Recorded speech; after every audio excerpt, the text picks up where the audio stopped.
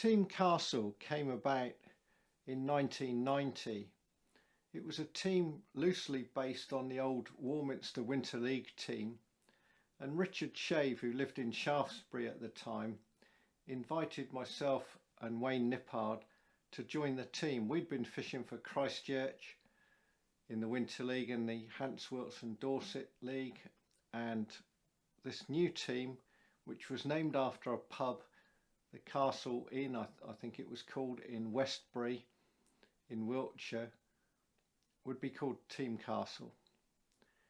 And the landlord of the pub was Jeff Black, and we got a team together with about 14 people, quite a young team. I was one of the older members of the team with Bruce Park. We were both around about 33, 35. Well, I was 33, he was about 35. And quite a few of the team were right down to sort of 18, 19, 20. And Liam Braddell was the team captain. He was only about 20 or 21 at the time, very keen. Wayne was about a decade younger than me, so he was only about 23. And we were keen as mustard. And in the close season, we got together for the first time in probably very early June, had a walk on a bit of the river, the Bristol Avon at Staverton, near Trowbridge, in preparation for the first match that we would fish together, which was the old Sundridge League. We'd be in Division 2, so it was Division 1, Division 2 and Super League at the top in the southwest area. So to get to the Super League, we had to get promoted twice. Now, to say Liam was confident was an understatement. He said, if we can just go out and win all 6 matches in this league, we'll get automatic promotion, not to Division 1, but to the Super League. Just like that. Easier said than done. Anyway, the first match came up, and there was, I think it was 8 in a team, 13 teams, and we didn't win it. I came third with £5, some eels and quite a few roach on the pole. I tried all sorts of different methods, very deep swim on a place called Pondfields, which was the stretch below Staverton and on the outskirts of Bradford on Avon. And Mick Nowicki, who was one of our very good anglers, he was 4th overall, just under £5. But it was quite tight. There wasn't much between 1st and 3rd, but our dreams of instant promotion to the Super League at the end of the year were gone. Over the course of that summer, we fished our matches. Canal matches I didn't fish. We had such a strong canal team on the Kennet and Avon Canal, they didn't need me. I was one of the river anglers. I did fish one on Thiel Lagoon called 4 bream for about £13, about 4th in my section.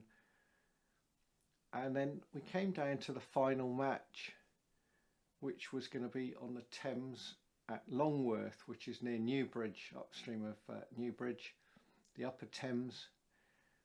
Water, I'd never fished that side, but I'd fished below Newbridge and fished further up at Kelmscott and Radcott. So it was a venue I was fairly confident on, and we had a very strong river team that day. What was funny was the team that was chasing us, the RN, Royal Navy and Royal Marines team, which may well have come from down in Plymouth, thought that we weren't a river team, but they knew we had a very strong canal team, and they were just 14 points behind us. So overall points in each match counted towards the final league position. So out of 104 points, you might score 70, 75, 60, whatever. So these all added up at the end. So 14 points wasn't very much, and they thought that we would crash out and they were stronger on the river than we were.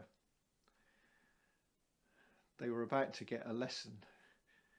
Anyway, we drew at Thamesdown Farm, and I don't know where I was somewhere sort of straight across from a farm, Ferrell Walk, as it often was on the Thames in those days. And I set up a waggler, fairly light waggler, to fish casters and feeding across. And Jeff Black that day was going to run the bank for us. I think we had a couple of bank runners, and he was one of them. He had some fairly odd results. He tended to fish quite crude. He wasn't consistent. He'd either win the match or do very well or bomb out. So matches like that we needed our most reliable anglers, he tended not to get picked. The whistle went and I started to fish across with this waggler.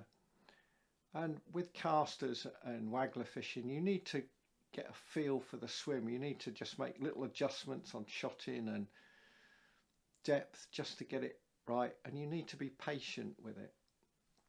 We'd drawn peg 9 out of the 13 through the sections, and the RN and RM were on peg 10, the next peg to us, which was perfect, so we could keep an eye on them.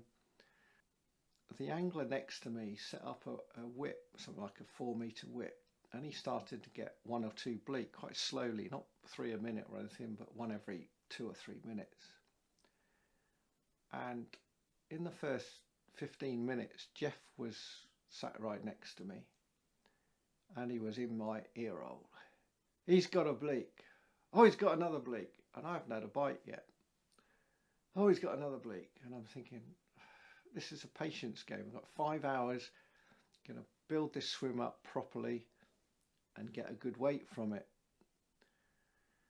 This goes on for 15 minutes, by which time the RN has got 6 bleak, weighing about a couple of ounces. They're not very big bleak.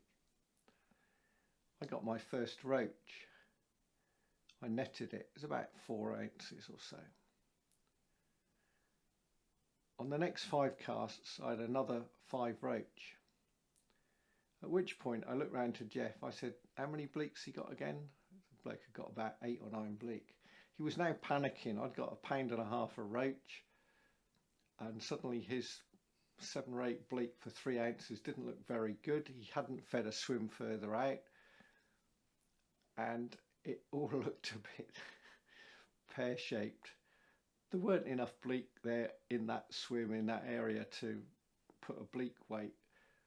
Ironically, about 6 or 7 years later, I fished a match on the other bank, and I drew quite a bit further up, and I did get 7 or 8 pounds of bleak in a match, and then added a load more to it to win the match. But on that day, he was going nowhere fast.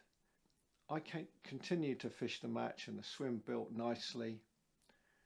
The angler next to me struggled right through the match, and it proved that I knew what I was doing, and so did the rest of the team.